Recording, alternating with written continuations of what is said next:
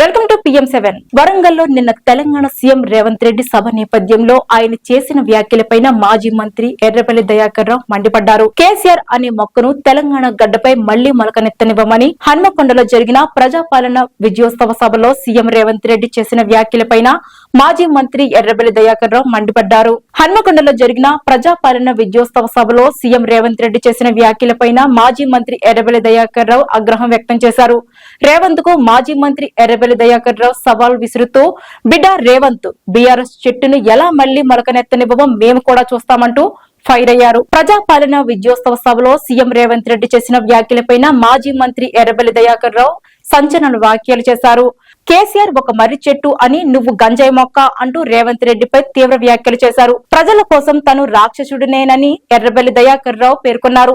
రాష్ట్ర ప్రజలకు ఏదో చేస్తాడని ఆశపడ్డామని, కానీ ఏమీ చేయలేదని పేర్కొన్నారు.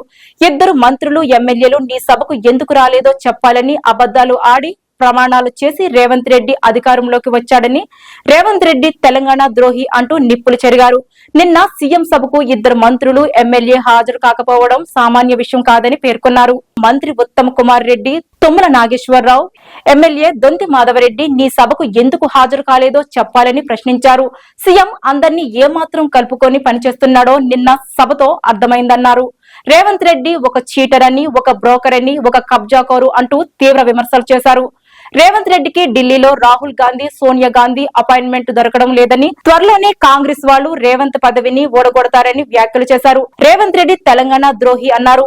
తెలంగాణ కోసం టీడీపీలో ఉన్న అందరం రాజీనామా చేస్తే రేవంత్ మాత్రం తప్పించుకున్నాడని వ్యాఖ్యలు చేశారు. రేవంత్ రెడ్డి తెలంగాణ ఉద్యమంలో లేరని, కాళోజీ గురించి రేవంత్ రెడ్డికి ఏం తెలుసు అని ప్రశ్నించారు. రేవంత్ రెడ్డి చేసేవన్నీ కేసీఆర్ పథకాలేనని పేర్కొన్నారు.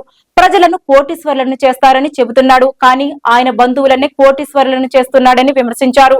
నిన్న వరంగల్లో జరిగింది వంచన సభ అని పేర్కొన్నారు. ప్రజలకు ఇచ్చిన 6 గ్యారంటీలలో ఏ హామీని నెరవేర్చాలో చెప్పాలని ప్రశ్నించారు. తుమ్మితే ఊడిపోయే ముక్కు నీ పదవి అంటూ మాజీ మంత్రి ఎర్రబెల్లి దయాకర్ రావు ఎద్దేవా చేశారు.